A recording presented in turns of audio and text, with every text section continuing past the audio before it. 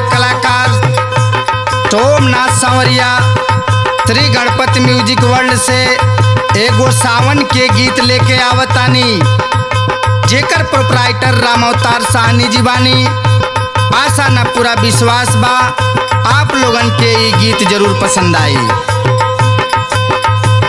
सावनवई में हो सावनवई में चला चली भौजी देव घर सावनवई में।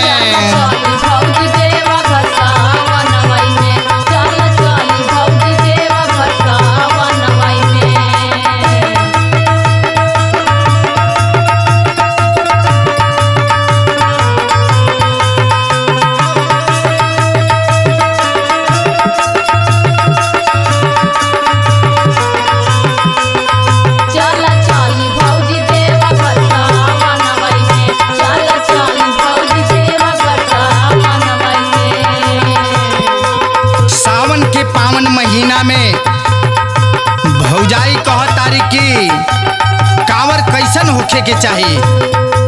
सुघर ही बांसवा के कांवर बनई घाघो कांवर बनई घा।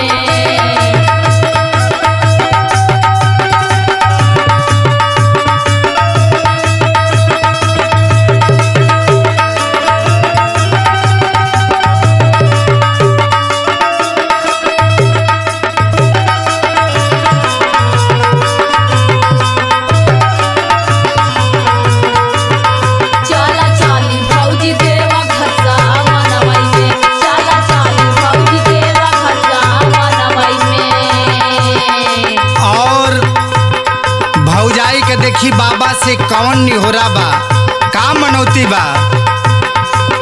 बाबा से निहोरा बा तू दुख से बचावा हो दुख से बचावा। बाबा से निहोरा बा कि दुख से बचावा हो दुख से बचावा। बाबा से निहोरा बा कि दुख से बचावा हो दुख से बचावा। सब भक्तन के तू देवघर बोलावा हो देवघर बोलावा।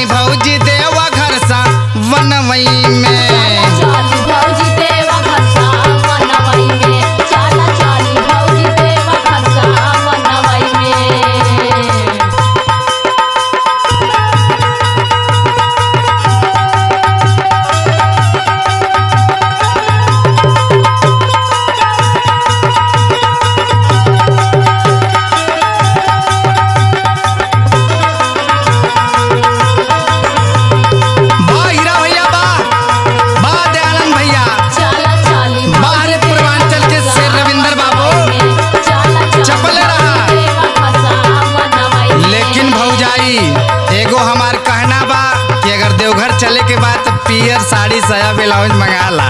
गेरुआ रंग साया साड़ी भौजी मंगावा गो भौजी मंगावा।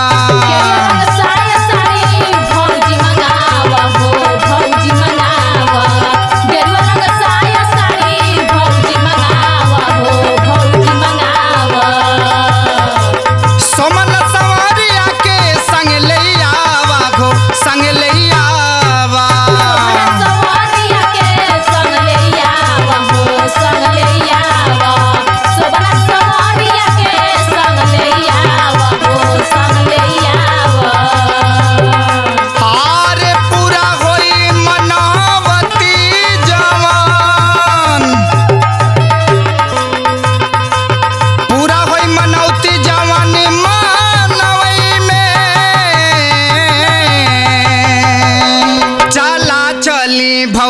देव